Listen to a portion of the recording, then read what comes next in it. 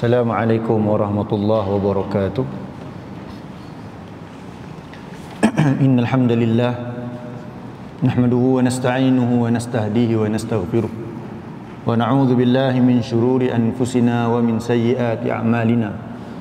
May yahdihillahu fala mudilla lahu wa may yudlil fala hadiya lahu. Asyhadu an la ilaha illallah wahdahu la syarika lahu wa asyhadu anna Muhammadan abduhu wa rasuluh. Allahumma salli wa sallim ala nabiyyina Muhammad wa ala alihi wa ashabihi wa man tabi'ahum bi ihsanin ila yaumiddin. Allahumma anfa'na bima 'allamtana wa 'allimna ma yanfa'una wa zidna ilma. Subhanaka la 'ilma lana illa ma 'allamtana innaka antal alimul hakim. Allahumma amin. Yang dimuliakan Tuan Imam yang bertugas serta Tuan Bilal yang berusaha pengurusi serta ahli jawatankuasa kerja masjid Imam Asy-Syafi'i, yang kita muliakan lagi kita hormati ustaz-ustaz, ustazah-ustazah, tuan-tuan imam, tuan-tuan Bilal, dan seterusnya seluruh muslimin muslimat, hadirin hadirat yang dikasihi sekalian. Alhamdulillah, syukur kita kepada Allah SWT kerana malam ini kita dapat bertemu lagi untuk kuliah tadabbur Quran kita. Dan insya-Allah malam ini kita akan sambung kita punya perbincangan mengurusi ayat yang kedua daripada surah Al-Fatihah, iaitu lafaz hamdalah, lafaz pujian, kesyukuran kita kepada Allah. Jadi setiap kali kita solat, setiap hari kita menunaikan 5 waktu yang jumlah rakaatnya adalah 17. Jadi bermakna sebanyak 17 kali kita ulang lafaz Alhamdulillahirabbil alamin, supaya kita tidak termasuk dalam firman Allah yang berbunyi fawailul lil musallin alladzina hum an salatihim sahun. Maka celakalah orang-orang yang solat itu. Siapakah orang-orang yang solat dalam keadaan celaka itu? Alladzina hum an salatihim sahun, iaitu orang-orang yang mereka keluar. Ini kita boleh terjemah sebagai lil mujawazah, maksudnya dia melalui solat dan dia keluar solat dalam keadaan dia sahun, orang-orang yang lalai. Maksud lalai juga di sini, maksud dia apa dia? Apa yang dia baca, yang dia lafaz, yang dia ikrar kepada Allah dalam solat, dia tidak mengerti apa-apa, dan apabila dia selesai solat dia tak laksana pun apa yang diucapkan. Jadi kita tak nak termasuk orang-orang yang Allah sebutkan dalam keadaan demikian. Jadi antara tindakan kita adalah kita memahami apa yang kita baca dalam solat, terutamanya Al-Fatihah yang merupakan salah satu daripada rukun solat yang kita faham selama ini. Jadi alhamdulillahirabbil alamin, pada kuliah kita yang sebelum ini kita dah bincangkan terjemahan lafaz ayat ini. Pertama, alhamdu. Alhamdu hari itu kita terjemah segala pujian, kesyukuran.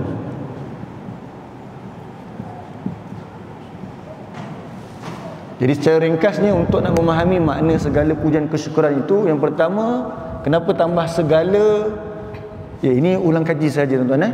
Jadi kenapa tambah segala? Sebab itu peranan alif lam dekat sini. Alif lam, kalau kita belajar dalam tajwid, ya, ada syamsiah dengan qamariyah. Tapi dari segi makna alif lam pula, dia ada maksud. Syamsiah qamariyah tu memang itu bahagian tajwid. Tapi alif lam dalam Al-Quran, kalau kita jumpa alhamdu ataupun al-insan atau ar-rasul, terjemahan dia kemungkinan kita akan pakai segala ataupun tak pakai segala, tak boleh. Kita kena pakai itu atau ini di hujung ayat dia, di hujung terjemahan. Tapi untuk alhamdu, kita kena terjemah segala. Ringkas saja. Jadi segala. Dan kenapa pula di sini pujian kesyukuran? Bukankah selalu kita terjemah segala puji? Segala puji. Ya, betul. Alhamdu memang maksudnya puji. Tapi telah kita bincangkan juga tempoh hari, alhamdu ini, di dalam alhamdu terkandung 2 kalimah. Iaitu yang pertama adalah al-madhu wasyukru.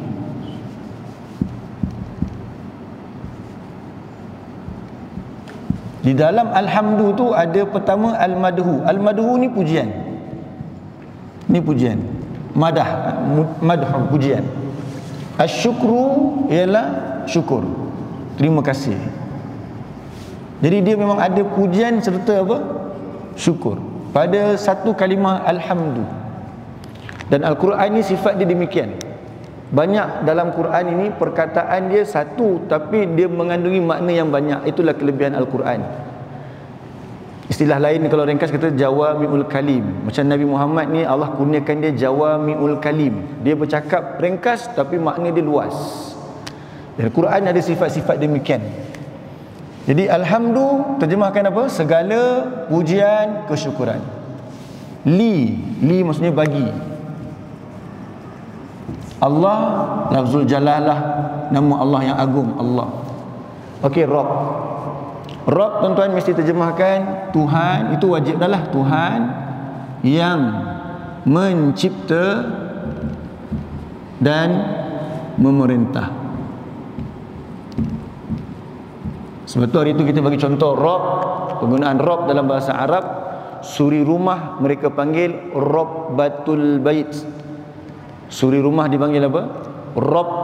Ada Rabb tu, cuma tambah tu, ta tu sebab dia perempuan tambah ta kat belakang. Ta marbutah tu. Rabbatul Bait maksudnya apa dia? Jangan terjemah Tuhan, ini untuk Allah saja. Yang mencipta, yang memerintah, yang mengatur, yang mentadbir, itu maksud Rabb. Jadi Allah mencipta, memerintah al-alamin. Al-alamin ini kaedah, kalau tuan-tuan ingat tadi kita belajar ya nun bari atas. Ya nun bari atas, al-alamina, al-mu'minina, al-muslimina. Belakang ni sama je rima dia tu. Al-muttaqina, al-hamidina, al-syakirina. Belakang yang ada bunyi ina tu, terjemah dia antaranya adalah sekalian. Sekalian, depan ni alam, jadi sekalian alam. Jadi terjemahan lengkap dia, cuba ulang dengan saya sama-sama tuan-tuan. Segala pujian kesyukuran bagi Allah, Tuhan yang mencipta dan memerintah sekalian alam.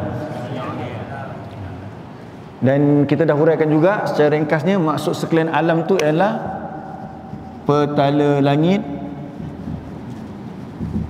dan bumi serta isinya. Jadi mana datang terjemahan-terjemahan begini? Dalil-dalil Quran dah tunjuk dah. Rabb tadi kalau tuan-tuan mana ada nota, surah 7 Al-A'raf kita dah bincang. Al-Alamina ni surah 26, surah An-Naml Allah sebut tentang maksud yang kita bawakan ini. Jadi hari ini kita nak pergi kepada apa?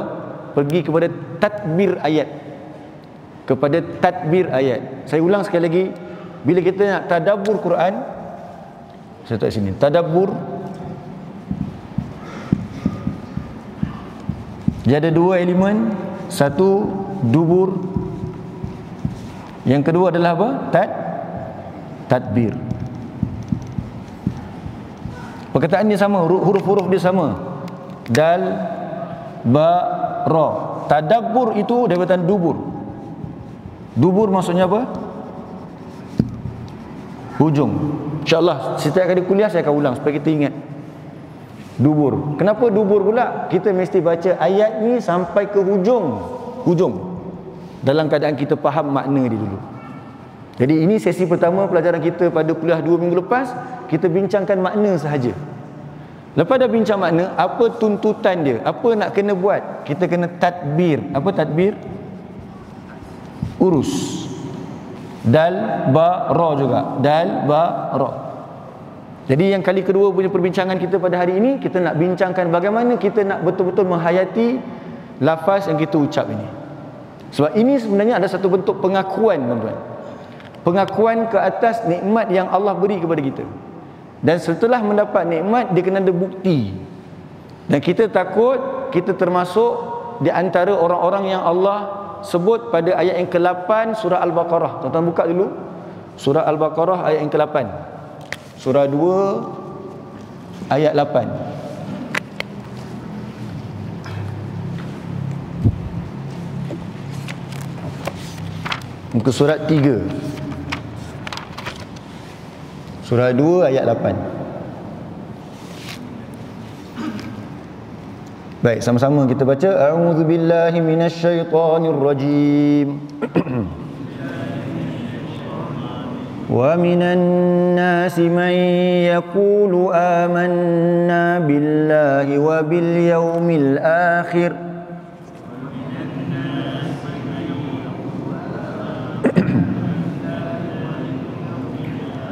wa ma hum bimu'minin.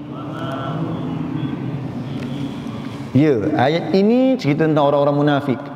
Allah kata, ada sebahagian manusia dia mengaku kami beriman kepada Allah dan hari kemudian.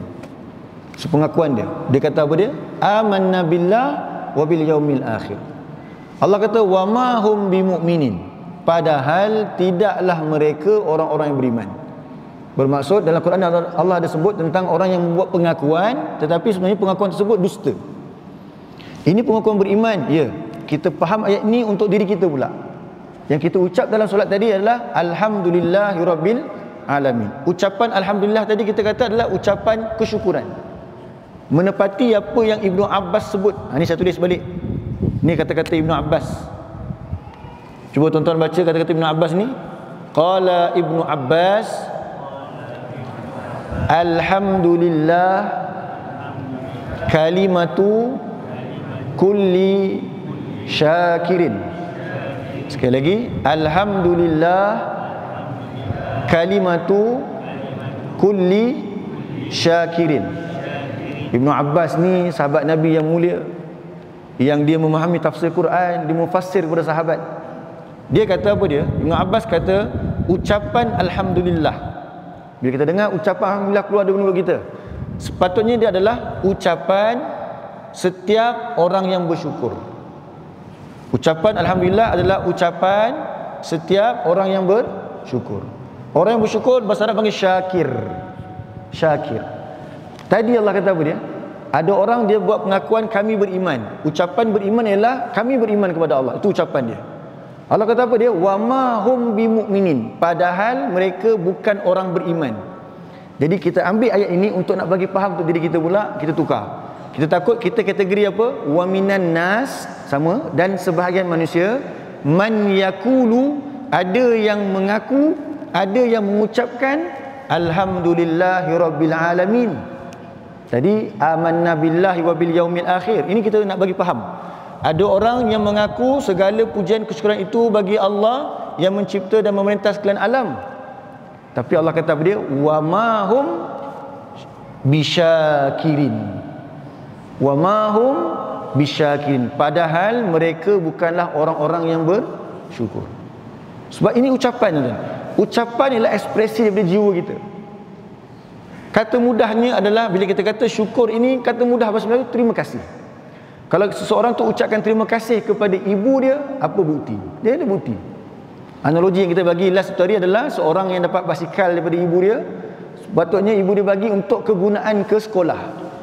Pergi kayuh basikal lagi sekolah, kesian jalan kaki. Tapi dengan basikal tersebut dia ponteng. Dia ditangkap pergi cyber cafe. Jadi masa dapat basikal, dia dah cakap dekat mak dia terima kasih.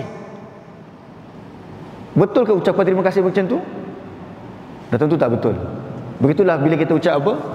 Alhamdulillahirabbil alamin. Tuan bayangkan, ada orang berniaga, contoh kita berniaga. Berniaga tak kisahlah berniaga kat mana-mana. Ni sebagai analogi saja. Dia berniaga pasar malam. Bukan nak cakap orang berniaga pasar malam. Contoh. Hari tersebut hujan lebat. Lepas tu dia kata apa? Alamak, hari ni tak ada rezeki lah. Okey, tak apa. Sebab yalah, perniagaan dia tak laris kan. Kuih, kata dia berniaga kuih banyak tak habis. Tapi nanti solat isyak lagi, dia cakap apa? Maksudnya apa dia? Walaupun rezeki tadi tak habis dari sudut perniagaan dia, tapi masa solat lagi masih kena ucap lafaz ini. Kalau ikut sifir kita hari ni dia tak ada rezeki. Betul tak? Tapi kenapa masa solat lagi ucap lagi alhamdulillah rabbil alamin. Jadi maksudnya rezeki Allah bagi dan nikmat tu sangat-sangat besar. So hari ni kita nak bincangkan, adakah kita ni betul-betul mengenal nikmat Allah dan bagaimana kita mensyukuri nikmat tersebut. So yang tadi surah 2 ayat 8 ni nak tunjuk bahawa apa? Kita khawatir kita hanya ucapkan saja, ucapkan syukur, padahal tidak yang sebenarnya, kan? Ini yang kita takut. So untuk kita nak memahami betul-betul kesyukuran ini, nak bagi mudah faham, insya-Allah ada 4 kriteria dia. Ada berapa? 4. Yang pertama, kalau betul lah kita ucap lafaz syukur tersebut, kita mesti kenal siapa pemberi nikmat tersebut.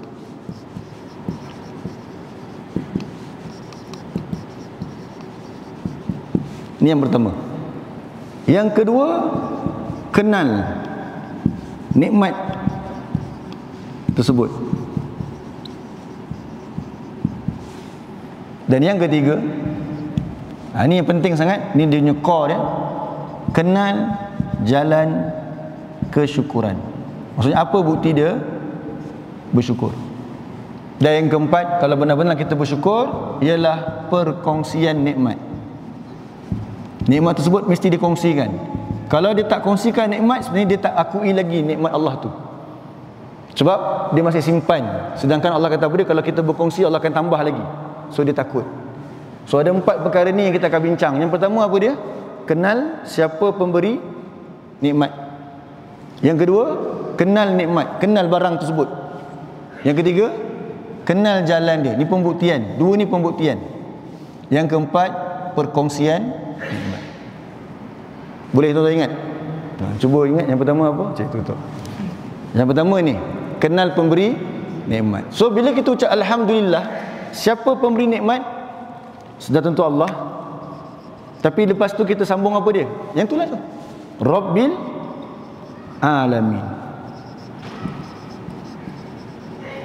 Kira-kiranya setiap kali kita solat tuan-tuan, kita ucap alhamdulillah rabbil alamin, orang tanya tuan-tuan, siapa Rabbul Alamin tu? Kita boleh jawab, dia adalah, ni tadilah dah bincang dah, dia adalah Tuhan yang mencipta, yang mengatur, yang mentadbir, yang memerintah sekalian alam, yakni petala langit dan bumi serta isinya. Jadi kita boleh jawab. Kalau orang tanya siapa Rabbul Alamin, kita kata dia adalah apa? Tuhan yang, ni kita senarai panjang sikit, yang mencipta, yang memerintah, yang mentadbir, yang menguasai, dan banyak lagi maksud Rabb ni, sekalian alam. Menguasai apa dia? Petala langit dan bumi serta isi dia.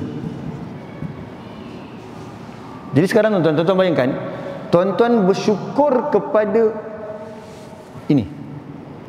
Jadi agak-agak sama tak benda yang kawan-kawan kita bagi dengan yang Tuhan yang mencipta alam ni bagi? Jadi di sini yang besar ni, apa yang Tuhan pemilik alam ni bagi, tuan-tuan, kalau kita dapat anugerah, beza tak? Dapat anugerah pelajar cemerlang, dapat anugerah pekerja cemerlang, dapat anugerah pula mungkin daripada istana, sama ke? Tak sama. Perasaan dia sama tak? Pun tak sama. Sekarang kita perasan tak yang kita hidup ni setiap hari kita dapat banyak perkara daripada dia? Nah, ni yang kita nak fikirkan. Tapi apa perasaan kita masa ucap alhamdulillah rabbil alamin? Ada tak rasa keterujaan? Kadang-kadang kita lupa, tak perasan. Sedangkan kalaulah dia ubah sedikit pun cukup dah. Contohnya tentang alam ini tuan-tuan, contoh buka dulu surah okey, buka surah 2. Ini nikmat, nak bincang, kenal nikmat. Surah 2 ayat 22. Surah 2 ayat 22. Muka surah 4 dalam Al-Quran.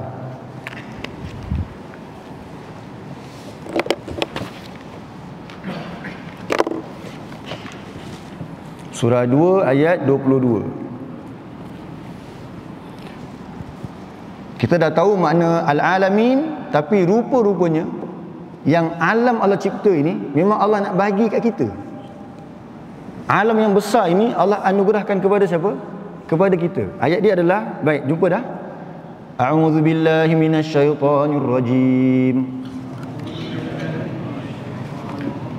الذي جعل لكم الأرض فراشا والسماء بناء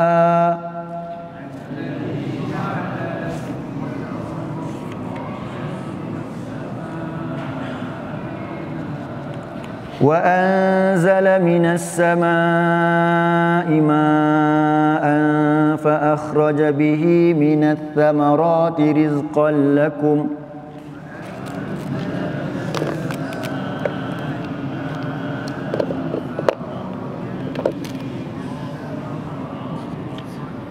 فلا تجعلوا لله أندادا وأنتم تعلمون.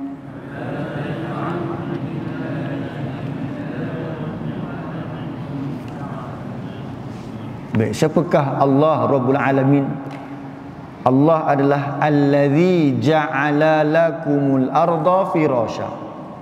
Dia adalah Tuhan yang telah menjadikan lakum. La tu untuk. Jadi untuk sini adalah untuk khusus. Allah ciptakan untuk kamu khusus. La dengan maksud Allah nak serahkan secara khusus untuk kamu. Apa dia? Bumi dalam keadaan dia terhampar. Tadi kita dah kata dah, Al-Alamin adalah apa dia? Langit dan bumi serta isi dia. Okey, itu milik siapa? Milik Allah. Tapi rupanya Allah ciptakan bumi tersebut untuk kamu. Kemudian Allah kata apa lagi? Was-samaa'a binaa'a. Dan langit juga Allah jadikan untuk kamu. Lakum tadi. Lakum tu khusus untuk kamu. Apa dia yang Allah bagi? Langit sebagai binaan, bumbung yang kukuh di atas kita tu. Kemudian Allah kata lagi apa? Wa anzala minas sama', dan daripada langit tersebut turunnya ma'an, air. Fa akhraja bihi minas thamarat, dengan air tersebut tumbuhlah daripadanya apa dia? Buah-buahan sebagai rezeki lakum. Apa maksud lakum? Untuk kamu. Jadi bila kita kata tadi tuan-tuan, alhamdulillahirabbil alamin, segala pujian kesyukuran itu bagi Allah, Tuhan yang mencipta dan memerintah sekalian alam. Rupanya alam yang Allah cipta tersebut Allah nak bagi kat kita. Jadi besar ke kecil ni Allah bagi ni? Besar sangat untuk kita guna. Nak tengok perincian lagi tuan-tuan, kita pergi pula surah 16. Kita pergi surah 16. Tengok apakah perincian bagi Allah ciptakan langit dan bumi ni untuk kita. Surah 16 ayat yang kelima.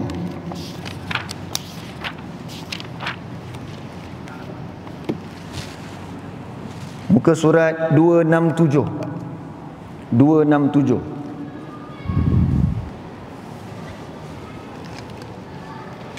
Surah 16 ayat 5, 6. 5 dan 6.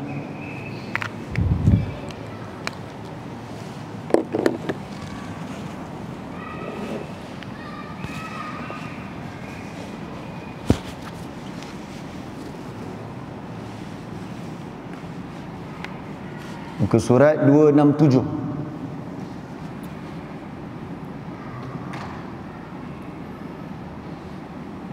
A'udzu billahi minasy syaithanir rajim. Wal an'ama khalaqaha lakum fiha dif'un wa manafi'u wa minha ta'kulun.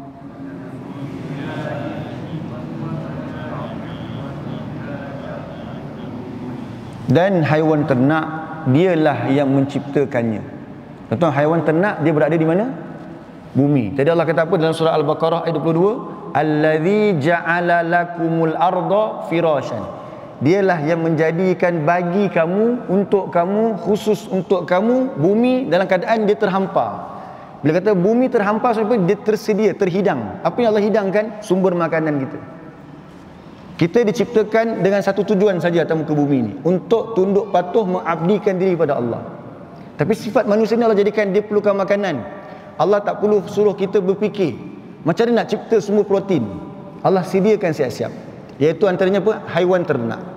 Al-an'am. Tuan-tuan bayangkan Al-an'am ini, kita dengar kisah kambing tuan-tuan, daripada manusia pertama diciptakan. Anak kepada Nabi Adam. Dua orang tu ketika Allah tuntut daripada mereka hasil korban mereka, Yang seorang bagi apa dia? Hasil pertanian mereka, yang hasil pertanian dia yang dah kuning-kuning. Yang seorang lagi pula dia bagi apa? Kambing yang besar, yang putih, yang tanduknya besar. So kambing tuan-tuan dah ada daripada zaman bila? Zaman Nabi Adam. Tak habis sampai sekarang. Allah jadikan dia boleh bergaul, boleh membiak, terus membiak. Cuba tengok benda-benda kita ciptakan, bolehkah dia terus membiak? Tuan-tuan beli kereta, boleh dapat lagi kereta yang sama tahun depan. Kita punya ciptaan jamid macam tu je, dia beku, pegun. Tapi Allah ciptakan kambing berterusan, dia boleh hidup sendiri. Dan rezeki Allah kadang-kadang apa dia? Ada orang bela kambing, tanya orang bela kambing. Kalau tuan-tuan mungkin ada yang bela kambing. Allah takdirkan kadang seekor tu beranak kembar 2 ekor. Patut-patut setahun 2 kali, Allah bagi kadang-kadang 2 tahun 5 kali keluar. Rezeki banyak, tambah. So Allah kata apa dia? Haiwan ternak dia yang ciptakannya bagi kamu. Tengok, dekat haiwan ternak yang dia bergerak sendiri hidup tu tuan-tuan, bagi kamu padanya ada kehangatan. Dif'un tu kehangatan. Kalau orang Arab mungkin lebih rasalah, iaitu apa dia? Daripada kulit-kulit kambing ke biri-biri ke, mereka cukur dan mereka buat pakaian mereka, buat kemah mereka. Kalau kita mungkin tak rasa sangat kot dif'un ini, mungkin kebanyakan kita mungkin kalau kat Malaysia lah, untuk kegunaan Malaysia, mungkin tuan-tuan punya apa, purse, wallet tuan-tuan, kasut tuan-tuan daripada kulit. Cuba tak ada semua tu, jenuh nak cari plastik. Plastik pun baru tahu sekarang. Tapi orang dulu-dulu boleh hidup dengan apa? Haiwan ternak tersebut. Lepas tu Allah kata apa lagi? Wa manafi', dan pelbagai lagi manfaat. Kalau contoh kita bagi kambing ni tuan-tuan, kambing tu, siapa yang dia menternak kambing tu dia kaya sungguh, insya-Allah. Sebab pada kambing itu dia ada 3 emas. Apa emas yang pertama? Dipanggil emas merah. Yang kedua emas hitam. Yang ketiga emas putih. Apa dia emas merah? Tuan-tuan, daging lembu ke daging kambing lagi mahal? Daging kambing, mahal kambing, sedap makan dia. Dah lah sedap. Lepas tu pula kalau meniaga tu ada sikit duit lebih, banyak sikit. Kambing. So panggil apa? Emas. Mahal lah. Emas tu analogi sajalah. Emas merah. Lepas tu pula tak sia-sia, sebab Allah kata pelbagai manfaat. Dia punya hasil tinja dia pula kita letak dekat atas, kutip bawah tu boleh buat apa? Boleh buat baja. Ada manfaat. Sampai najis pun ada manfaat. Kita panggil apa? Emas hitam. Hasil dapat duit. Dekat najis pun dapat duit tuan-tuan. Macam mana? Lepas tu pula perah susu dia pula, susu kambing satu bekas ni berapa ringgit? Besar jauh ni pun besar ni. Besarnya berapa ringgit? 5 ke 10 ringgit harga dia. Tak tahu sekarang berapa, 10 pun. Tengok boleh meniaga, orang dapat duit hanya dengan seekor binatang tersebut. Tapi dia berkembang, dapat duit daripada apa? Susu dia, daging dia, najis dia. Lepas tu pula sebahagian ni Allah kata apa? Wa minha ta'kulun. Sebahagiannya kamu makan. Kambing ni pula untuk apa? Untuk diri kita, protein yang utama. Daging merah ni. Orang kata makan nanti kena darah tinggi ke apa, itu tengok ramuan dia apa tuan-tuan. Tuan-tuan masak dengan apa, itu yang problem tu. Daging tu asalnya sihat je. Okey, lepas tu Allah kata apa? Ayat yang ke-6. Walakum fiha jamalun hina turihuna wa hina tasrahun.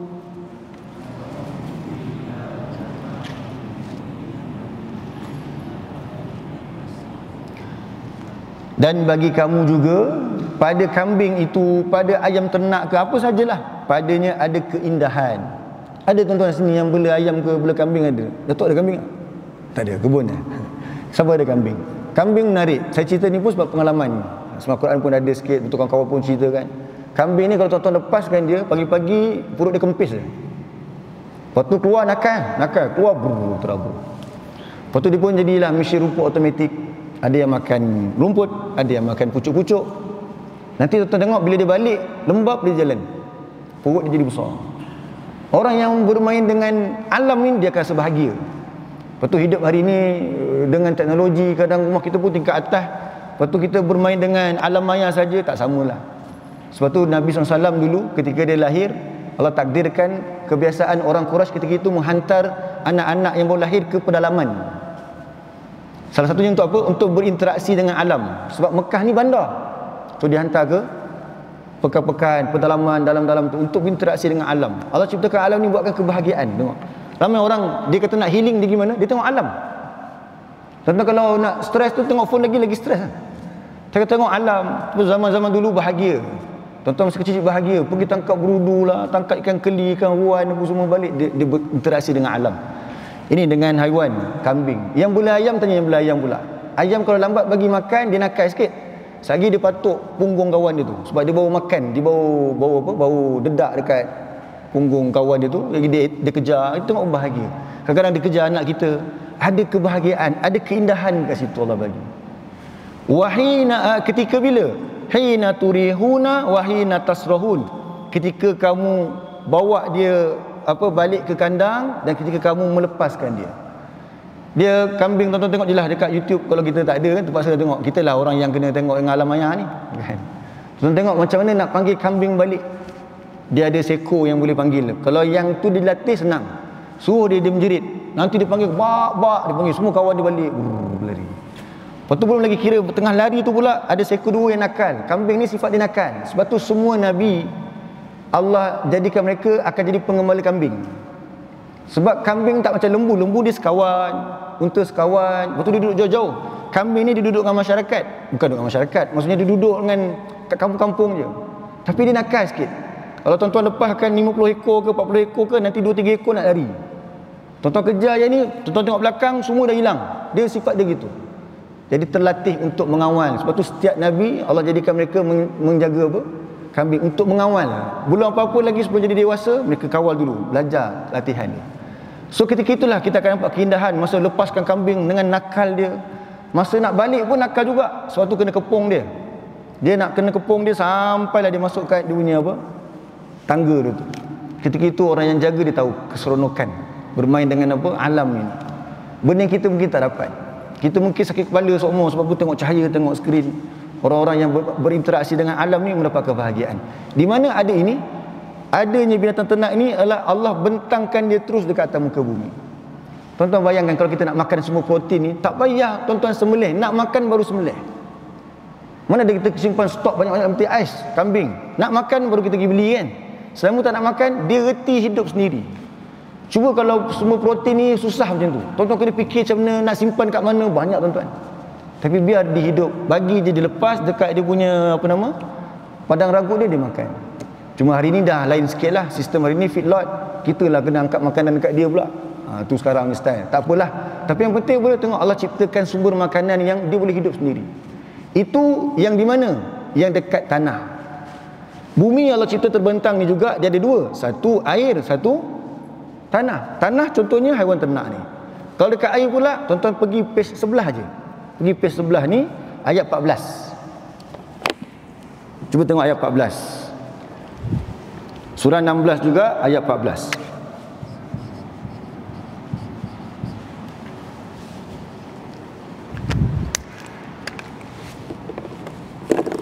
A'udzu billahi minasy syaithanir rajim.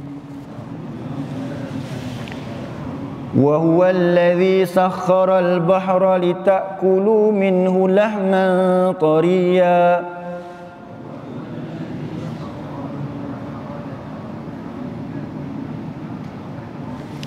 wa tastakhriju minhu hilyatan talbasunaha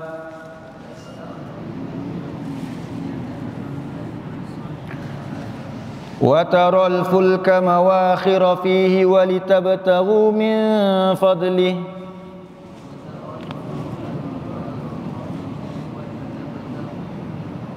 وَلَعَلَّكُمْ تَشْكُرُونَ.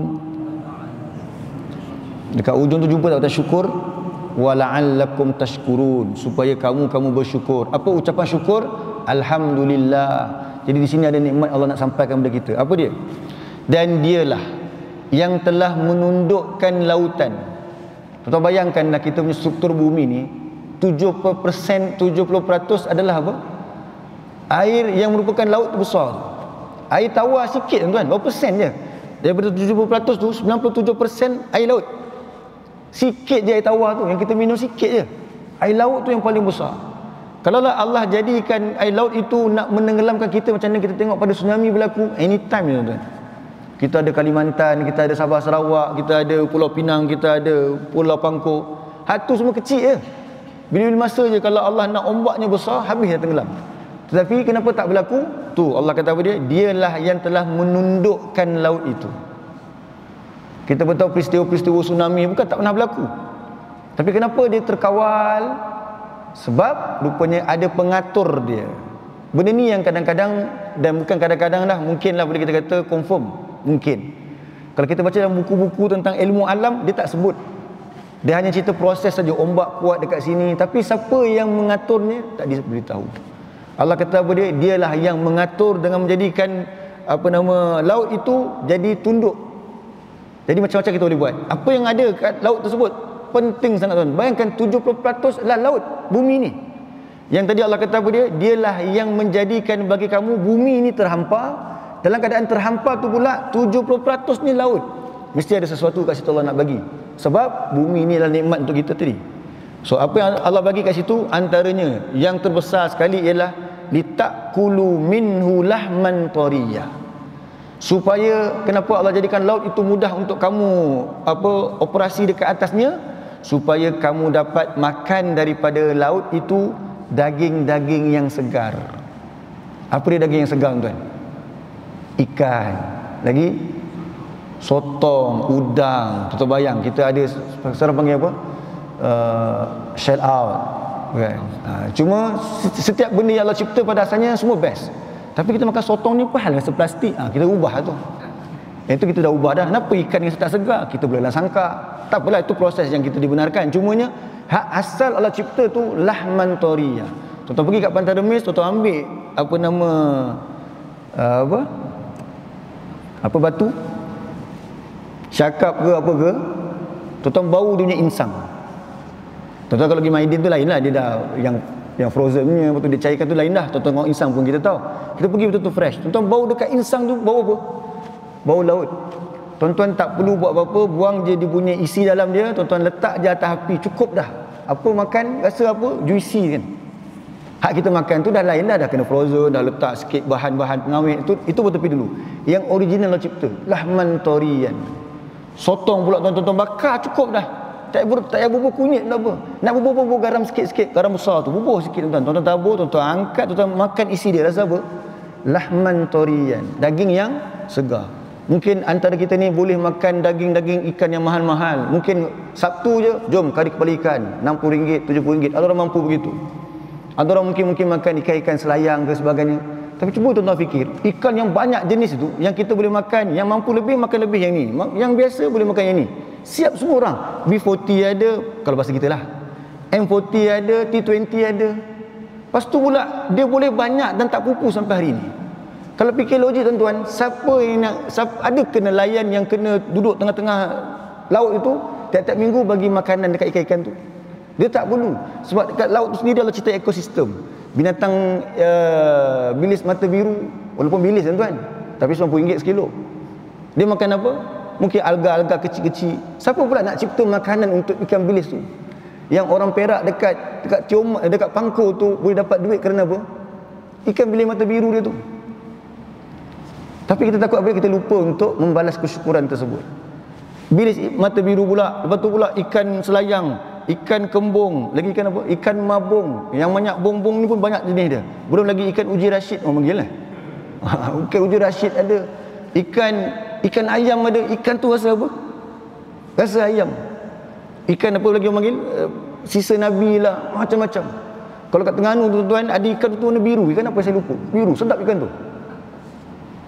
Tahu ikan apa? Dia warna biru ikan tu. Oh, makan sedap. Ikan apa tuan-tuan? Siapa yang bagi makan tu? Tak ada siapa pun. Kita hanya pergi siapkan kapal, pergi tebal jala ke apa, bawa balik. Ada sebahagian boleh jual, peraih pun dapat duit. Kita pula ambil, masak pula kat restoran, dapat duit lagi. Ya Allah. Tiba-tiba lupa tentang hal ini. Kita lupa nak menjadi hamba Allah yang sebenar. Kita lupa nombor 3 belum bincang lagi. Kita lupa jalan kesyukuran tu apa dia. Tak peduli. Kalaulah Allah ubah tu sikit je ekosistem dekat laut tu, tak ada dah makan ikan lagi tuan-tuan. Dan sebenarnya ikan yang kita makan rosak pun kita juga yang rosak kan. Kita nak makan sumber omega dekat ikan, tapi sekarang pun bahaya minyak-minyak tersebut sebab plastik-plastik yang tersebar dekat laut tu tuan-tuan. Ikan makan, akhirnya ada sumber plastik dalam apa? Kita punya ikan, kita yang buat benda tu rosak. Allah bagi dah sejahtera dah. Manusia yang lupa nak bersyukur pada Allah. Bukan itu saja tuan-tuan, wa tastakhriju minhu hilyatan talbasunaha. Yang kedua Allah kata apa? Kamu dapat keluarkan daripada tengah laut itu perhiasan yang kamu dapat pakai akannya. Apa agak-agak tengah laut tuan-tuan, rupanya ada perhiasan. Mutiara contohnya. Kita pergi Sabah, orang rumah tanya, bawa beli apa bang? Bawa beli mutiara. Lepas tuan-tuan bagi mutiara, sayang tak dia dekat kita? Jadi sayang. Tuan-tuan bayangkan benda tu di tengah laut, bila dibawa ke darat, wujud kecintaan antara suami dan isteri. Siapa nak bagi semua tu? Kalau bukan Allah yang tentukan demikian. So bayangkan, tapi kita buat macam mana dengan apa yang Allah bagi ni? Kita lupa taat kepada dia. Allah kata, nah ni Quran yang aku bagi untuk kamu patuh. Yang ni kita bubuh tepi, suci dalam debu. Dia suci lah, takut pegang wudu, tapi berdebu ya semua. Sebab apa? Tak dihayati. Tapi makan siapa punya tadi?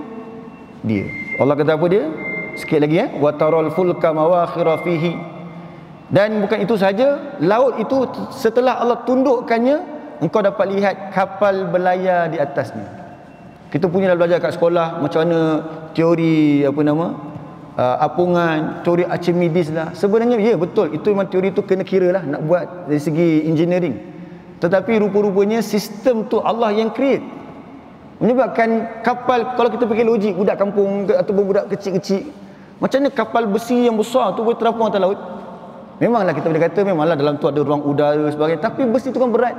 Kalau Allah tak jadikan kapal itu kurang ataupun kalau Allah tak jadikan laut tu lebih tumpat, takkan terapung juga kapal tu.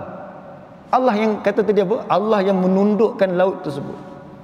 Jadi bila kapal bawa boleh berlayar, apa kita dapat? Tu tuan-tuan tengok baju tuan-tuan tu. Nampak pakai jubah. Kita pergi Mekah kan, belikan jubah untuk kita saudara. Bagi dia beli kat Mekah, tapi tulis made in China. Macam mana boleh tersebar kita punya pakaian ke seluruh dunia kalau bukan kerana kapal yang boleh berlayar di atas laut? Tiba-tiba kita kufur kepada dia. Allah kata lagi apa dia? Walita bertahu min fadlih, supaya kamu dapat bawa kurniaan di atas kapal tersebut. Wala'allakum tashkurun, supaya kamu bersyukur tapi kamu tidak buat. Jadi tuan-tuan, saya rasa jap azan dulu kot. Dah azan? Azan. Kita azan sekejap, betul saya sambung sikit lagi untuk nak habiskan bahagian yang nombor 3 tuan-tuan.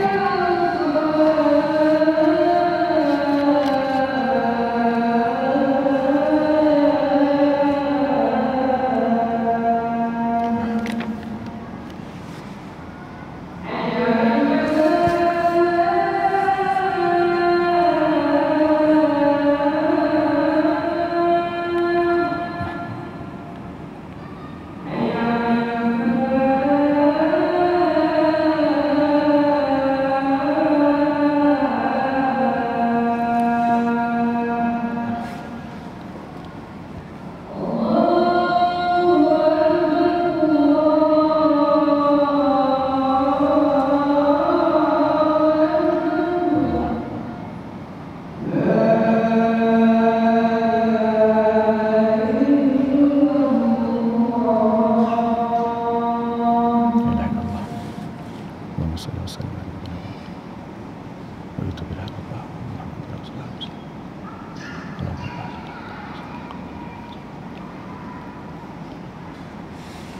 tuan-tuan, kita sambung sikit lagi tentang nikmat-nikmat Allah lagi yang Allah sediakan dekat alam ini.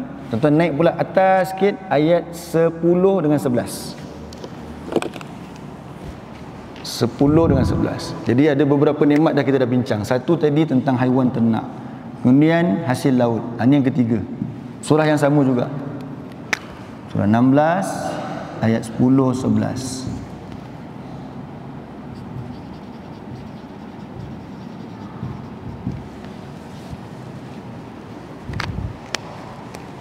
Baik, Allah sebut kat sini apa dia? A'udzubillahi minasyaitonirrajim. Huwallazi anzala minas samaa'i maa'a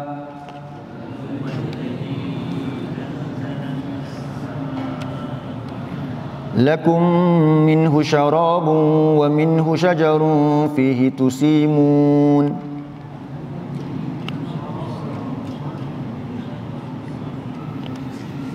Antara nikmat yang Allah sediakan lagi untuk kita sebagai makhluk dekat muka bumi ni, manusia ni adalah dialah yang menurunkan dari langit air. Kan langit tadi adalah alam tu lah. Jadi alam tadi kita dah baca, Allah jadikan alam tu lakum, untuk kamu. Antaranya adalah pada langit itu adanya sumber air.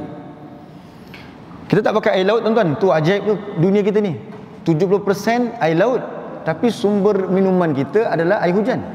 Air tawar kita tu. Yang sikit je. Betul Allah kata apa dia? Lakum minhu syarabun. Bagi kamu sebahagian sumber air hujan itu sebagai apa? Minuman kamu. Wa minhu syajar. Dan sebahagian lagi untuk apa? Tanaman pokok-pokok kamu yang tusimuna. Yang kamu dapat gembala ataupun kamu bawa kamu punya haiwan ternak makan. Okey, lepas tu ayat 11. Yumbitu lakum bihi zar'a waz-zaituna wan-nakhili wal-a'nab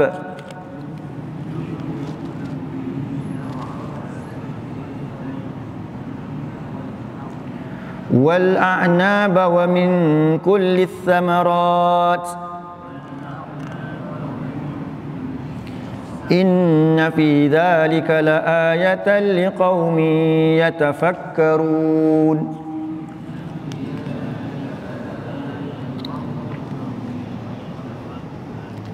Dia menumbuhkan untuk kamu. Tengok kata kunci dia lakum tu untuk kamu, khas untuk kamu Allah ciptakan. Apa dia? Padanya tanam tanaman, zar'a, tanam tanaman. Berupa apa dia? Antaranya zaitun. Okey, mungkin kita tak familiar lah. Memang bukan tak familiar makan, maksudnya kita tak tanam sangat. Wan nakhil, kurma. Wal a'nab, anggur-anggur. Wa min kulli thamarat. Tuan-tuan kalau kat sini, tuan-tuan kalau saya boleh bekalkan homework, tuan-tuan senaraikan apa buah yang Allah bagi kat kita tanah Melayu ni, kat tanah Malaysia kita ni. Kita punya kat Perak ni je ada berapa jenis durian? Macam-macam. Tuan-tuan pergi je lah dekat Madi ke mana-mana, tanya durian ni ada berapa banyak. Kita tahu mungkin di 8 ada di 8. Di apa je? Entahlah. Banyak didinya kan. Semua tu jenis-jenis durian apa banyak sekali. Tapi yang pelik dan ajaibnya apa dia? Sumber air yang satu. Tapi bila kita kupas durian tu, ada yang isinya tebal, dia punya biji dia kecil, ada yang isi dia kuning, ada yang isi dia putih, ada yang pahit-pahit, ada yang rasa krim. Siapa nak olah semua tu untuk kita? Lepas tu pula tengok macam mana orang jual durian, sampai peribahasa kita panggil apa? Durian runtuh. Maksudnya durian ni kira, lepas tu kita panggil apa? Durian ni sebagai raja buah. Siapa yang ada durian ni dia bolehlah dapat duit banyak musim-musim buah ni. So siapa yang sediakan semua itu? Allah. Betul Allah kata apa dia? Inna fi dzalika laayatan liqaumin yatafakkarun. Sesungguhnya pada demikian itu benar-benar ada tanda bagi kaum yang mereka mahu berfikir. Tanda apa dia? Tanda-tanda tu semua adalah ni. Yang ni kita kena sambung kemudian lah. Yang nombor 3 ni. Ini next class. Apa nak buat selepas kita kenal nikmat-nikmat ini? Tuan-tuan, saya baru bagi 3. Homework, boleh bagi homework. Siapa? Jangan risau. Homework tu hantar tahun depan. Lama lagi kan? Jadi tahun depan hantar tuan-tuan. Tuan-tuan baca semua surah An-Nahl ini. Tuan-tuan senaraikan semua nikmat yang Allah sebut dalam surah An-Nahl. Nama pun An-Nahl. Nahl ni maksudnya lebah. Saya tak cerita lagi pasal lebah dalam surah An-Nahl ni. Lebah lagi ajaib tuan-tuan. Lebah ada dekat atas rumah kita, dekat atas pokok tualang, dekat gunung-gunung, tapi dia membawa kesihatan yang baik untuk kita. Itu semua Allah sediakan muka bumi ini. So ini semua kalau kita kenal, kita kena pergi ke sini pula. Yang dua ni next class kita akan sambung. Macam mana dan apakah bukti kita bersyukur kepada Allah Rabbul Alamin yang telah menyediakan kepada kita alam ini, yang di dalamnya ada haiwan ternak sebagai sumber makanan kita, hasil laut, kapal yang berbelayar di atas laut, dan juga tumbuh-tumbuhan. Apa nak buat dengan nikmat-nikmat tersebut, itu next kuliah kita akan sambung insya-Allah. Jadi kita akan jumpa balik kalau tak dapat aral bulan Januari minggu yang ke-2. Tuan-tuan jangan lupa surah An-Nahl ni tuan-tuan baca satu persatu perlahan-lahan, senaraikan nikmat-nikmat yang Allah sebut dalam surah An-Nahl. Wallahu alam. Jazakumullah khairan atas perhatian semua. Kita tangguh kuliah kita malam ini dengan tasbih kafarah. Subhanakallahumma wa bihamdika asyhadu an la ilaha illa anta astaghfiruka wa atubu ilaik. Bismillahirrahmanirrahim. Alhamdulillahirabbil alamin wassalatu wassalamu ala asyrafil anbiya'i wal mursalin wa ala alihi wa sahbihi ajmain. Allahumma inna nas'aluka hubbak wa hubba man yuhibbuk wa hubba amalin yuqarribuna ila hubbik. Ya Allah, ya Tuhan kami mohon kepadamu kasih-Mu, kami mohon kepadamu kasih orang-orang yang mengasihi-Mu, dan kami mohon kepadamu kasih kepada amalan-amalan yang mendekatkan kami kepada kasih-Mu. Allahumma inna na'udzubika minal arba' min ilmin la yanfa' wa min qalbin la yakhsha' wa min nafsin la tashba' wa min du'ain la yusma'. Ya Allah, kami berlindung kepadamu daripada 4 perkara. Kami berlindung kepadamu daripada ilmu yang tidak bermanfaat. Kami berlindung kepadamu daripada hati yang tidak khusyuk. Kami berlindung kepadamu daripada jiwa yang tidak pernah puas. Dan kami berlindung kepadamu daripada doa yang tidak didengari. Wa sallallahu ala nabiyyina Muhammadin wa ala alihi wa sahbihi wa baraka wa sallam. Walhamdulillahirabbil alamin. Assalamualaikum warahmatullahi wabarakatuh.